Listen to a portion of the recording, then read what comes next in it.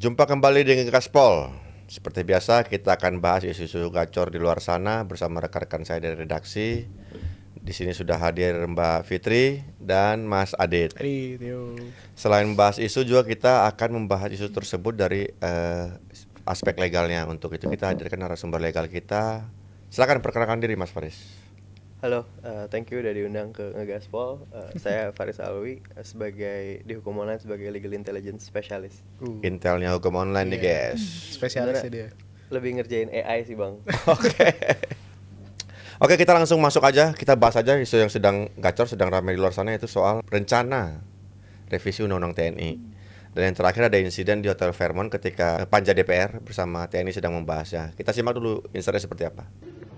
Selamat sore Bapak Ibu, kami dari Koalisi Reformasi Sektor Keamanan, pemerhati di bidang pertahanan, kami menuntut agar proses pembahasan revisi Undang-Undang TNI dihentikan karena tidak sesuai dengan proses legislasi. Ini diadakan tertutup Bapak Ibu. Woi, Anda mendorong. Teman-teman, bagaimana kita kemudian hari ini direpresif? Kami menjalankan fungsi pengawasan sebagai masyarakat sipil. Kami menolak adanya pembahasan di dalam. Kami menolak adanya dui fungsi ABRI, teman-teman. Bapak Ibu yang terhormat, yang katanya ingin dihormati tapi justru menyakiti rakyat, hentikan proses pembahasan RUU TNI. Hentikan! Hentikan Bapak Ibu! Bro, ini yang dibilang ngedobrak itu ya. Iya, gue mau tepuk tangan dulu, anak muda. Biasanya mereka punya keberanian yang levelnya, kalau cabai itu level 12 gitu kan. Level mereka udah paling oke nih. Mereka datang ke rapat. Tapi sebenarnya ada cerita apa di balik itu, Mbak Fitri? Jadi ini kan berangkat dari rencana pemerintah mau merevisi Undang-Undang TNI. Nah, dari draft yang beredar itu kan, Bang Tito itu menimbulkan pro dan kontra nih, karena memang ada potensi dui fungsi dari TNI nih. Nah, masyarakat kan jadi was-was juga ya, karena kita berkaca dari Orde Baru nih, bagaimana pengalaman negara saat itu, saat TNI itu bisa masuk ke ranah sipil gitu. Nah, yang terakhir itu kan ternyata ada rapat pembahasan tuh yang digelar di Hotel Fairmont ya? Iya, Hotel Fairmont itu. Nah, itu kan jadi pertanyaan banyak pihak ya. Di tengah efisiensi anggaran yang dilakukan oleh Prabowo Subianto, kok tiba-tiba ada rapat nih yang digelar tertutup, meskipun belakangan Dasko bilang itu nggak tertutup kok, itu terbuka gitu kan. Dan sidak tadi itu berbuntut panjang ya? Iya, dari berbuntut panjang. Mereka dilaporkan juga kalau salah Mbak. Iya, Seperti apa itu laporannya? Nah, laporan itu ke Polda Metro Jaya 2 hari yang lalu dilaporkan oleh security hotel dengan alasan itu mengganggu ketertiban umum. Oke. Seperti itu. Itu kan terjadi ya. Kemudian yang jadi bikin perasaan adalah apa aja sih yang pengen diubah dari undang-undang rencana revisi ini? Nah, kita harus berangkat dari, kan ada beberapa draft gitu ya, Bang Tito. Kalau dari yang menimbulkan kericuan itu kan memang draft yang lama, itu kan memang ada upaya atau ada pasal-pasal yang memang bisa menghidupkan atau berpotensi ABRI itu bisa masuk ke ranah sipil nih. Apa aja itu pasal-pasalnya itu? Kalau di pasal 47 itu ada penambahan 10 sebelum itu ada 10 lembaga yang bisa dimasuki oleh militer, itu menjadi 16. Itu di pasal 47. Kalau kemudian ada satu lagi pasal 53 kalau tidak salah, itu penambahan usia pensiun TNI nih. Nah, itu yang menjadi fokus perubahan kali ini ya. Iya, perubahan kali ini. Tapi kemudian apa yang menjadi alasan penolakan? Penolakan yang pertama itu kalau soal dui fungsi TNI ya, Bang Tito ya. Kalau misalnya masuk ke ranah sipil, urgensinya apa gitu. Nah, yang kedua kalau untuk penambahan usia pensiun itu saya sempat wawancara pengamat hukum Bang Ferry Amsari, dia bilang itu hanya menambah beban negara, terus juga menumpuk perwira-perwira yang memang seharusnya sudah masuk usia pensiun, tapi malah menumpuk, dan itu bisa memicu memicu faksi-faksi nih di internalnya TNI kalau misalnya pasal itu digolkan. Oke. Mas Faris, saya pengen nanya ke Mas Faris nih, dari segi katakanlah formalnya, apakah kemudian prosedur yang dilakukan oleh Panja tadi bersama TNI itu memang ada aturan hukum ya? Pembentukan undang-undang. Tahapan itu. Ya, tahapan pembentukan undang-undang itu memang sudah diatur ya berdasarkan Undang-Undang 11 tahun 2012 mengenai peraturan perundang-undangan. Jadi mungkin mungkin ahli hukum juga udah pada tahu nih mengenai hal ini, karena beberapa waktu kemarin juga ada muncul beberapa kali nih timeline pembahasan ini dipercepat dan dipotong gitu, Bang. Oke, Jadi- emang ada indikasi pengen buru-buru gitu maksudnya. Betul. Jadi sebenarnya walaupun sebenarnya tetap masuk akal gitu ya ketika hal urgent untuk dipercepat pembahasannya selama sesuai di Formalnya ya. prosedur formalnya, betul. Oke. Cuma kayaknya kalau kita lihat presidennya beberapa kali revisi undang-undang yang cukup Sebelum-sebelumnya. strategis dipercepat tapi Kejar tayang. permasalahannya jadi apakah ada waktu yang cukup untuk membahas substansinya, untuk mempertimbangkan segala aspek yang bisa dipertimbangkan dalam pembentukan peraturan perundang-undangan gitu loh. Mengingat norma yang masuk ke dalam peraturan perundang-undangan itu kan sebenarnya aspirasi dari masyarakat gitu. Tapi emang kan kalau nggak salah dalam proses pembentukan undang-undang ada putusan MK juga menyebut harus meaningful participation itu ya. Iya, ada meaningful Iya kan? partisipasi. Tapi Partisipasi yang bermakna. Iya. nggak harus di Fairmont juga dong. Iya. Tertutup. Maksudnya itu udah dijalankan belum sama Panja ketika membahas revisi ini? Waktu itu tuh kalau tidak salah ada ya. Saya waktu itu sempat nonton Bang Tito itu ada.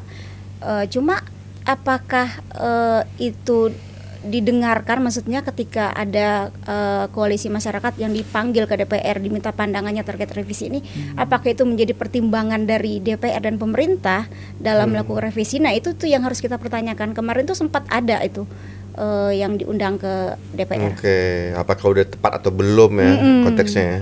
Tapi sebenarnya terkait tadi sebut Mas Faris tadi pernah ada pembahasan undang-undang yang terburu-buru dan kejar tayang itu apa Iya. aja Mas Adit contohnya? So far so good di 140 hari ya kok pemerintahan Prabowo ini ada beberapa aturan yang kejar tayang gitu. Yang paling diingat itu mungkin ketika Prabowo langsung menerbitkan instruksi presiden untuk efisiensi. Itu nggak nyampe 2 minggu gitu diterbitkan ya. Kemudian soal PPN 11/12. Jadi memang tahun ini harusnya 12%. Cuman sama Prabowo ya at least secara heroiknya Prabowo tiba-tiba langsung merubah itu menjadi 11/12. Kemudian yang masih anget mungkin itu undang-undang BUMN yang menjadi landasan utama buat Danantara. Nah, itu juga kebut semua, kejar tayang semua. Iya. Bahkan mungkin under 1 bulan pembahasan itu di DPR yang tadinya dari reses mereka perpindahan waktu reses, kemudian langsung nggak lama tiba-tiba Itu pun sama polanya ya, kalau nggak salah dari BUMN itu jadi bahas di akhir pekan ya. Iya, betul. Sampai Bahkan bela-belain di akhir pekan. legislator kita akhir pekan masuk. Se-urgent apa sih kemudian sampai harus weekend ikut dibahas ya. Tapi konteks urgensi Mas Faris, seperti apa urgensi sebenarnya di balik rencana revisi ini? Dari beberapa sumber yang saya baca, revisi Undang-Undang TNI ini sebenarnya untuk tadi sempat dibahas juga gitu, untuk meningkatkan umur pensiun dari para perwira TNI. Lalu kemudian ada Itu urgent. Nah itu tuh poin urgensinya itu kan. Apa maksudnya? Adakah seorang bintang 2 atau bintang 3 yang sedang aktif sekarang pengen diperpanjang masa aktifnya kemudian RUU dikebut gitu loh. Siapa itu orang-orang gitu kan? Maksudnya urgensinya itu apakah masuk akal soal itu? sebenarnya ini bukan begitu isu hukum juga gitu ya, Heeh. Bang. Karena ini lebih ke keputusan bagaimana suatu organisasi itu dapat disusun lebih efisien atau lebih kebutuhannya sendiri. Karena sebenarnya kalau misalnya kita tanya mengenai batas usia itu kan sebenarnya politik hukum. Oh, political Dari- will-nya berarti. Oke. Politik hukum. Jadi pengaturan itu diadakan untuk mengatur organisasi itu sendiri. Tapi untuk mengenai kepentingannya keluar sana itu bagaimana kita bisa menganalisa politik hukum di dalamnya bekerja. Oke, salah satunya pertarungan tadi ini ya, soal pemasukan pasal-pasal tadi ini ya. Berarti akan ada kepentingan tertentu dong. Sebenarnya kepentingan apa Mbak Fitri di balik ini semua? Kalau kacamata masyarakat kan memang saat terpilih, saat Prabowo itu mencalonkan lagi menjadi presiden kan memang ada kekhawatiran ini ya, gaya kepemimpinannya balik ke militer nih. Betul. Nah, itu Ciri khas itu kekhawatiran. ya. Nah, Itu salah satunya. Nah, ya. ini kalau kita lihat setelah Kan dulu memang kan revisi undang-undang TNI ini kan nggak masuk ke prolegnas sebenarnya. Nggak Di tahun ini 2024 Iya. nggak masuk Nggak masuk. Nah, tiba-tiba di Februari itu diketok palu dia masuk prolegnas. untuk tahun ini. Iya, jadi dia atas surat presiden kalau saya tidak salah ya Oke, Bang Tito. oke. Nah, ada apa ya itu kalau memang benar itu adalah surat dari Presiden Prabowo kepada DPR yang meminta undang-undang TNI untuk direvisi, ya Prabowo yang tahu. Tapi revisi kali ini inisiatif siapa? DPR apa eksekutif? Eksekutif. Eksekutif. Ya? Eksekutif. Oke, berarti DPR ngasih dimnya gitu. Iya. Oke. Nah, tapi kan salah satu pasal tadi yang Mbak Fitri sempat mention itu kan pasal 47 itu ada 10 kementerian atau lembaga udah disebut dalam undang-undang TNI, kemudian mau ditambah 6 lagi. Tapi pertanyaan saya kan sebenarnya di luar 16 itu sekalipun sebenarnya masih banyak juga, udah banyak perwira-perwira TNI aktif yang ditempatkan di kelembagaan sipil kan. Iya. Siapa ya itu, Mbak? Iya. Contoh-contohnya. Itu kalau yang saya riset dari hasil riset ya, Bang Tito itu ya, ada 7 perwira aktif yang sekarang tuh menduduki jabatan sipil tuh. Ya. Nah, kalau boleh saya baca salah satunya itu adalah Mayor Teddy. ya, benar. Ya. Udah jadi letkol ya salah sekarang, satu. udah jadi Dia udah jadi Udah letkol letkol. sekarang. Itu kan juga sempat dikritik ya. Ya. Laksamana pertama Ian Heriawan nih. Sekarang dia ada di Badan Penyelenggara Haji. BP Haji ada tentara aktif ya. Sejak 6 Desember Mantap. 2025. Pertahanan tuh. 2024 sejak 6 Desember 2024 nih. Terus ada lagi Jenderal TNI Maruli Simanjuntak, Komisaris Utama Pindad. Oh, masih. Kalau itu masuk. Pak Kasat ya. Masih. Terus ada Majen TNI Irham Waroihan, sekarang di Inspektur Jenderal Kementerian Pertanian. Tentara bertani. Di Kementerian Pertanian. Inspektur Jenderal dia ngawasin Iya, petani-petani ya, ngawasin sawah-sawah Indonesia Siap. tuh, tentara. Rakyat itu Terus? namanya. Terus ada Majen TNI Mariono, sekarang Inspektur Jenderal di Kementerian Perhubungan. Perhubungan. Ya. Masih. Oke. Kan beberapa dulu kan kasus bandara kan dijaga. Ya, mencegah Iya. juga rel kereta api dicolong kan. Pertahanan negara itu. Oke, next. Lalu ada Majen TNI Novi Helmi Prasetya, ini yang Perumbulok nih yang terbaru nih Bang Tito yang kemarin. Direktur sempat- utama Bulog ya di BUMN Iya, berarti ya. Tentara di Bulog. Nah, mereka ini ditempatkan sipil tapi nggak pensiun ya? Nggak pensiun. Enggak dong, buktinya sampai sekarang masih Aktif ya? Masih aktif. Nah, itu bukannya melanggar aturan, Mas? Bukannya di Undang-Undang TNI ada klausul harus pensiun atau mundurkan diri ya? Betul Bang Tito. Jadi norma mengenai TNI dapat menduduki jabatan sipil itu setelah reformasi muncul di TAP MPR. TAP MPR 7 tahun 2000 itu norma pertama muncul di situ bilang bahwa anggota TNI hanya dapat menduduki jabatan sipil setelah mengundurkan diri atau pensiun dari dinas ketentaraan. Oke. Harus Kemudian pensiun norma dulu. itu dikembangkan tuh di Undang-Undang TNI tahun 2004 yang bilang bahwa prinsip itu masih ada, prajurit TNI aktif baru bisa menduduki jabatan sipil setelah mengundurkan diri atau pensiun. Nah, ada pengecualiannya di ayat 2 di mana prajurit aktif dapat menduduki jabatan pada kantor yang membidangi ada 10 tuh. Oke, 10 tadi itu ya, itu 10 kan mau tadi tambah itu. jadi 16 sekarang kan. Itu pun pengaturan spesifiknya lagi juga mengatur bahwa itu berdasarkan kebutuhan Ya. dan ada prosedur-prosedur permintaan ke atasan di TNI dan persetujuan dari menterinya dan permintaan. Jadi ada proses untuk bisa nge-invoke pasal tersebut gitu Oh, untuk menduduki jabatan di sana. Ada yang request gitu lah ya. Ada yang request ya. Nah, kemudian dalam perkembangannya 10 itu juga ada tambahan gitu. 10 itu koordinator bidang politik dan keamanan negara, pertahanan negara, sekretaris militer presiden, intelijen negara, sandi negara, lembaga ketahanan nasional, dewan pertahanan nasional, search and rescue SAR, badan narkotika, sama Mahkamah Agung. Oke. Ada 10 kan. Dalam perkembangannya juga ada penambahan 3 lembaga. Itu Badan Nasional Penanggulangan Bencana, BNPB, Badan Nasional Penanggulangan Teroris, dan BNPB. Badan Keamanan Laut. Bakamla. Bakamla. Oh, ya, masih sih masuk akal itu kalau itu. Ya. Kemudian kan ada tambahan lagi tuh dalam Nah, sekarang diperluas draft lagi, nambah yang lagi. sebenarnya saya juga agak bingung nih, draftnya beda-beda setiap kali dapat gitu. Ya, itu Oh, juga iya. bikin kebingungan publik ya, sampai kemarin-kemarin itu orang bertanya-tanya draft yang sedang dibahas ini yang mana nih sebenarnya, apakah benar yang sedang beredar ini atau ada draft baru lagi kan. Tapi menarik kita untuk petakan Mbak Fitri, seperti apa sih tokoh-tokoh yang dibalik penolakannya atau ormas organisasi-organisasinya? Kalau untuk dari organisasi keagamaan tuh ada 2 ya yang mengkritik revisi Undang-Undang TNI. Itu yang pertama PBNU. PBNU ya. Iya, PBNU tuh bilang kok lucu sih TNI kok ada di Mahkamah Agung. Itu tuh komentar dari PBNU ya. Terus kalau Muhammadiyah itu sebenarnya pada saat pembahasan revisi undang-undang di era Presiden Jokowi mereka udah mengkritik. Gitu. Nah, itu dari tokoh keagamaan. Terus kalau dari influencer kayak ada artis gitu kan. Komika Atau juga komika, banyak. itu ada Fedi Nuril, itu tajam banget tuh kritikannya kan. Fedi Nuril itu sejak setahun menjelang pergantian presiden, itu dia sering banget tuh bersuara tuh terkait dengan kebijakan-kebijakan politik di Indonesia. Terus ada komika juga ya si Bintang Emon ya, kita tahu kan Bintang Emon memang isi kontennya biasanya memang agak banyak nyerempet nyentil lah ya. Iya benar. Nah terus yang terakhir itu komika juga Mamat Al-Katiri. Oh Mamat Al-Katiri. Yang dia juga mengkritik tuh soal padahal dia juga jualan senjata. Kata si Abdur kan. Nah, tapi di balik penolakan publik yang banyak tokoh dan lembaga-lembaga tadi, sebenarnya menarik untuk kita sampaikan juga apa sih poin-poin penolakan dari para akademisi, seperti apa sih Mbak petanya? Nah, apa sih poin-poin mereka? Kemudian kita perlu mengkritisi lah rencana revisi ini. Nah, kalau dari Prof Susi ya, guru besar hukum tata negara dari Unpad ya, itu dia bilang kalau pembahasan revisi undang TNI itu merupakan bentuk abusive lawmaking, jadi praktik autokratik legalism. Jadi praktik penyusunan undang-undang seperti itu harus dilawan karena pada dasarnya konstitusi mengatur kedaulatan ada di tangan rakyat bukan politisi. Autokratik legalism ya. Seperti secara formal tadi itu ya Mas Faris ya.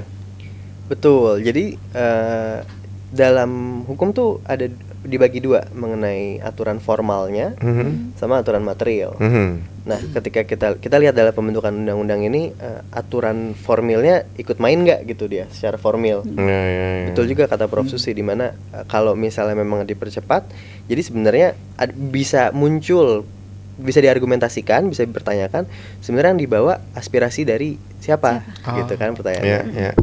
Karena cepat gitu. Apa kepentingan cepat ini ya kan? Mungkin mau kejar THR kali ya. Dan sebelum lebaran kan? Terkait juga sama aspek material. Ketika diproses secara cepat, apakah seluruh aspek material sudah dipertimbangkan dengan baik atau belum? Betul. Substansinya kan. Padahal masih banyak perdebatan misalnya. Kenapa nggak selesaikan dulu sebelum disahkan kan? Ada pendapat lain Mbak soal terkait itu?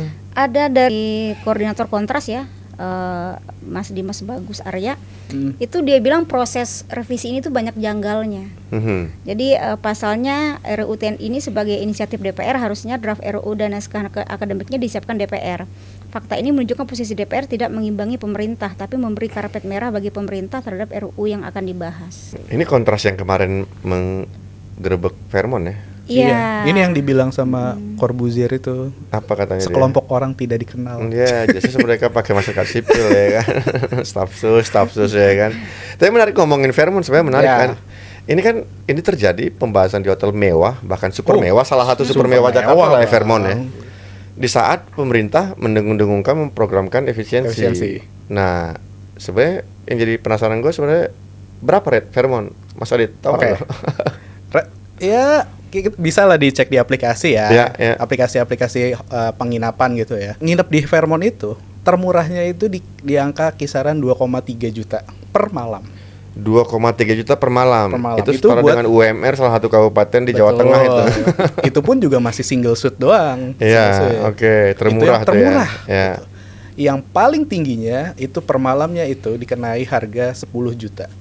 Dengan luas kamar. Nah, ini Kak, kita pakai analogi kamar ya. Kalau mau 10 juta berarti punya fasilitas yang agak mewah. Lebih lah. Mewah banget.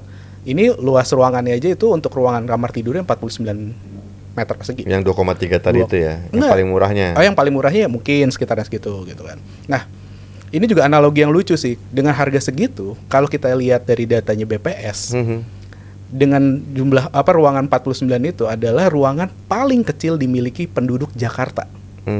Rata-rata penduduk Jakarta seperti itu. Ruang ruangan segitu. Ruang hidup bukan ruang tidur kan? Bukan ruang tidur semalam gitu. Ini ruang tidur semalam, Bang. Dan itu pun juga dengan harga termurahnya 2,3 jutaan gitu. Kita belum lagi nyebut ballroomnya. Oke, sewa ballroom yang dipakai untuk rapat panja ini Ya, yang aku temukan itu kan ada beberapa tipe ya. Mhm. Kalau yang kemarin itu kalau aku lihat-lihat itu mungkin yang untuk isi sekitaran 50 sampai 70 orang. Ya. Itu dengan harga sewa termurahnya adalah di angka 40-an juta 40, Per hari. Per hari. Apalagi ini mereka pakai 2 malam. Berhari-hari ya. Nah, 2 malam udah gitu ada anggota dewan dan pastilah ada beberapa anggota panja juga yang mau nggak mau pasti nginep dong. Nggak mungkin dong cuma satu nginep di situ. Gitu. Jadi ya kalkulasi aja deh bang. Iya, Harga iya. sewa segitu, kamarnya segitu. Ya. Ini makanya dari sekian banyak katakanlah bukan insiden ya, fakta-fakta yang terjadi di pemerintahan menunjukkan Efisiensinya jadi nggak iya jalan. maksudnya apa yang lu omongin beda dengan apa yang terjadi Betul. gitu lu lakukan. Bahkan dalam beberapa kasus tadi misalnya ada aturan-aturan hukum yang dilabrak gitu loh. Iya. Jadi lebih mengutamakan kekuasaan daripada menegakkan aturan hukum yang sangat jauh berbeda dengan pemerintahan sebelumnya, terutama pemerintahan Presiden Susilo Bambang Yudhoyono ya. Ketika itu sangat formal gitu, Iya. sangat aturan hukum sangat ditaatin. Rapih gitu. Iya, salah satunya kan soal kasus soal pengangkatan Mayor Teddy itu ya. Iya, Kalau Mayor Teddy lah, Teddy. itu seperti apa tuh Mbak Fit? Kalau kritik terhadap mayor tadi itu kan pertama dari sisi jabatannya. Dia tuh Iya. dari mayor tiba-tiba naik ke letkol. Itu kan kalau dari sisi peraturan TNI itu kan butuh waktu sekian tahun gitu, 21 tahun Oh, kalau nggak iya. salah. Nah, kalau dihitung tuh seharusnya dia tuh baru bisa jadi letkol tuh di 2034. Nah, Iya. terus yang kedua itu ada kejanggalan juga di mana sekarang itu kan kalau dulu kita ada setkap ya, Bang ya. Sekarang setkap tuh udah nggak ada. Sekarang tuh adanya sekretariat dukungan kabinet. Mhm. Nah, sekretariat dukungan kabinet ini tuh di bawah Mensesnek memang. Nah, tapi nanti kan ada juga tuh sekretariat militer kepresidenan. Nah, si Teddy ini adanya di bawah. Saat milih presiden Nah, Oh, tapi jabatannya oke. sebagai eselon sekreta- 2 ya. Ya, sekretaris. Kabinet yang levelnya eselon 2. Ya, Dan itu kan Teddy ini jadi salah satunya eselon 2 yang dilantik sama presiden. ya. Ini keajaiban dunia nih, salah satu keajaiban dunia nih. Keajaiban dunia pak. Gila langsung dilantik. Iya, demi dia boleh tetap aktif kemudian taruh di bawah Satpol tapi satu-satunya eselon 2 ini dilantik langsung oleh presiden. Iya. Nah, seperti itu aturan hukumnya seperti apa, Mas? Pertanyaan saya bahkan lebih luas lagi. Benarkah kita masih Rechtsstaat, negara berdasarkan hukum gitu? Wah. Mengingat tadi banyak aturan-aturan hukum yang dilabrak ya. Gimana Mas Faris? Ini pembahasan berat. Nih kita agak filosofis ketika kita bawa ke masih Rechtsstaat atau udah enggak nih kan sebenarnya. Rechtsstaat itu kan negara yang berdasarkan hukum. Ya. Ya. Seluruh pelaksanaan negara dalam segala aspeknya harus berdasarkan hukum. Aturan hukum ya. Aturan hukum. Ada aturan mainnya, kita harus memainkan aturan hukum itu. Mhm. Cuma memang ketika seseorang itu, ini saya analogiin aja ya. Ya. Ketika seseorang itu sudah paham betul, sudah tahu, sudah jago banget sama aturannya, apakah hukum itu menjadi alat bagi negara? Ketika penyelenggara negara sudah tahu atas bawah, oh ini hukumnya seperti apa dan aturannya seperti apa. Oke, goalnya pertama Rechtsstaat adalah untuk memahami hukum dan kita ngejalanin norma yang ada di dalamnya, nilai-nilai yang tertuang dalam hukum tersebut. Ya. Cuma ketika kita melihat hukum, kita tetap ikut berdasarkan aturannya gitu ya. Berdasarkan hukumnya seperti apa, jalur-jalurnya. Tapi kita perspektif penggunaannya adalah itu menjadi alat untuk mencapai apa yang kita tuju. Apakah itu masih Rechtsstaat atau bukan gitu? Karena jadinya bukan supremasi hukum kan, tapi hukum jadi alat. Ya, karena pertanyaan ini keluar karena kan kemudian melihat praktek-praktek tadi ya, seperti pengangkatan Mayor Teddy, kemudian sekali jadi letkol, kemudian yang tadi Mbak Fitri singgung tentara-tentara aktif ini di beberapa di luar 16 bidang itu aja. Ada. Sekarang masih menjabat nih, dan udah diomongin berkali-kali pun nggak ada satupun yang ngundurin diri tuh, nggak ada satupun yang kemudian pensiun dini. Makanya konteks ini kan jadi kayak Rechtsstaat tadi, aturan-aturan hukum kayak diabaikan. Undang TNI ada tanpa menyebut bidang-bidang yang perhubungan lah, pertanian, apalagi tadi BP Bulog, Haji, iya BP Haji, Haji, Bulog. Bulog gitu loh. Itu nggak ada di bidang-bidang yang sedang dibahas sekalipun, tapi mereka dengan santainya cuek gitu loh. Berarti kan ini kan kayak hukum kita udah dikangkangi, bener nggak Mas Adit? Ugal-ugalan lah bahasa kasarnya gitu kan. Mungkin saya bisa Heeh. Apa bukan justifikasi? berdasarkan hukum gitu, Ah. tapi justifikasinya perbuatan-perbuatan yang menyimpang dari hukum yang seharusnya gitu ya, Ya. idealnya. Jadi lebih kayak perbuatan tersebut dijustifikasi dengan bukti tertulis. belum tentu itu hukum gitu. Iya. Ketika kita uji gitu ya. Iya. Makanya itu juga muncul mengenai tren yang muncul belakangan ini, pembentukan peraturan undang-undangan yang cepat, yang formilnya tidak sempurna, dibawa ke Mahkamah Konstitusi. Diuji materi ya. Diuji materi ke materinya Mahkamah Konstitusi. Ya. Mau sampai kapan? Asal-asalan gitu ya. Kan jatuhnya masalah paradigma mengenai Ya. sebenarnya nilai masyarakat apa dan norma apa yang mau dituju dengan pembentukan suatu undang-undang atau suatu peraturan gitu. Karena hukumnya ada di situ.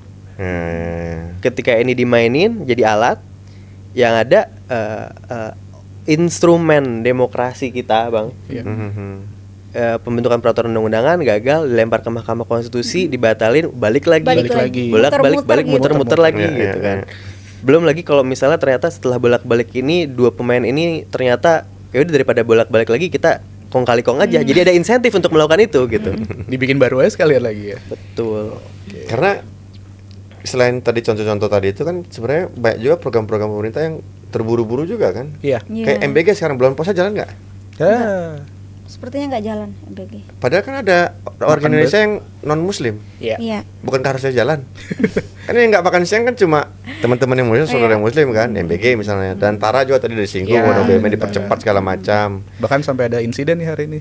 Sesuatu. Dan mungkin juga untuk sekolah dasar juga nggak semuanya berpuasa kan, masih Iya. latihan. Betul. Perkembangan terakhir kan banyak yang ngeluh juga IHSG turun ya, Turun, Mbak. iya, anjlok Seperti ya. apa itu, Mbak Fiat?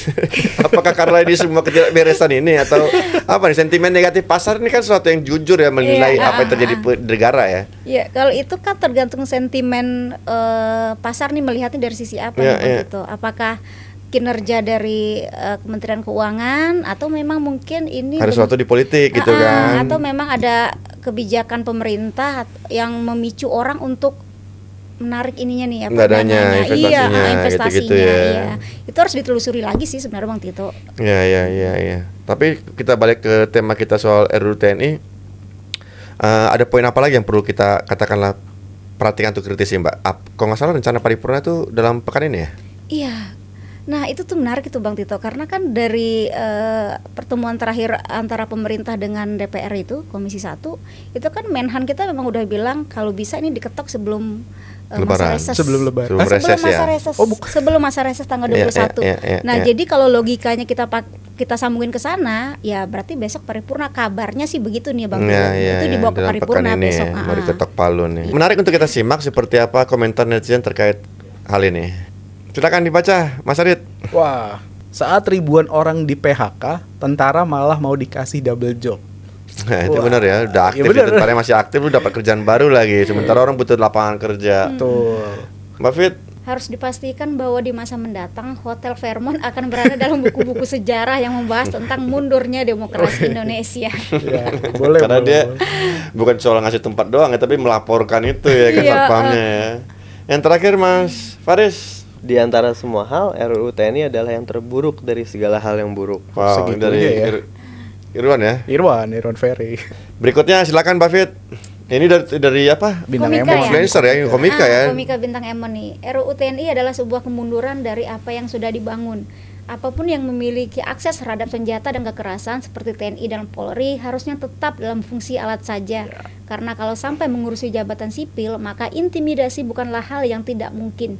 Pisau hanya cocok untuk menyobek, memotong dan menusuk. Jangan paksa pisau menjadi pengganti sendok ataupun pengganti pulpen. Nggak efektif dan hanya bikin terluka. Saya Bintang Emon mengajak untuk menolak RUU TNI.